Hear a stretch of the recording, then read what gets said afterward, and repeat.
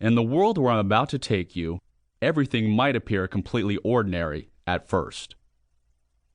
At a fine French restaurant in a big city, two academic types are sharing an elaborate meal and an expensive bottle of wine.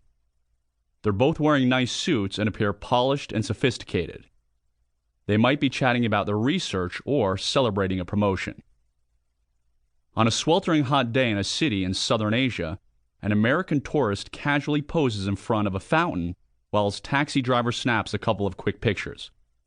The tourist gets back into the taxi and waits patiently in the heat for the traffic to thin out, just like everyone else. There is nothing particularly out of the ordinary about the two scenarios I've just outlined. A couple of professors sharing a meal and a tourist posing for a picture. Chances are, if you were passing by, you wouldn't have noticed anything strange about either of these situations. But in the real world of spies, things aren't always what they seem. If you were trained in the art of espionage tradecraft, you might have picked up on a few curious details. For example, it's a bit odd that the tourist got out of the taxi to pose for a picture in the middle of a traffic jam, especially since there was nothing at all remarkable about the fountain. What's actually more interesting is the building behind the fountain. If you looked more closely, you would see that it is under the protection of heavily armed guards. There's something different about those two academics, too. If you had been sitting in the park just a few blocks from the restaurant, you may have noticed one of them strolling through on his way to dinner. If you were paying attention, you might have seen him slow down just slightly as he passed by a particular bench.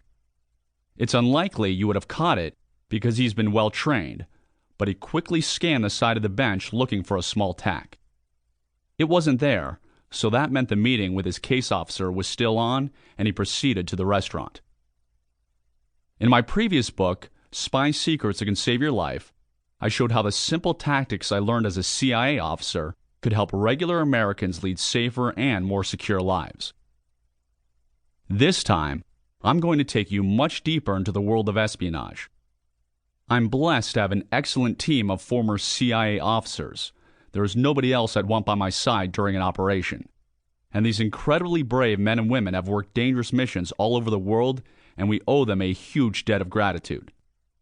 The stories you are about to hear are as thrilling as anything you'd read in a spy novel, but that's not all. You're also going to see how CIA operatives use their skills and finely honed instincts to survive everything from clandestine operations in hostile foreign countries to bombings and brutal war zones. These highly trained individuals have put everything on the line to ensure America's safety. They have recruited spies, extracted secrets from our enemies, and evaded capture from foreign police. And now you're going to learn how these same tactics that have been used in the field by real intelligence officers can help keep you and your family safe. You're going to learn some exciting and potentially life-saving skills, including how to survive a kidnapping, how to increase your chances of surviving an IED, improvised explosive device attack, how cover stops and hunker-down sites can keep a potential terrorist or criminal from following you home, what tasking means and how to get someone to accept it, the number one way to deal with a threatening individual, how to run an SDR, surveillance detection route, like a pro, to ensure the safety of you and your family, how to improvise a weapon using ordinary, inexpensive items you may already have at home, the critical items you need to take with you while traveling in the age of terrorism, how to create covert communication signals to protect your family,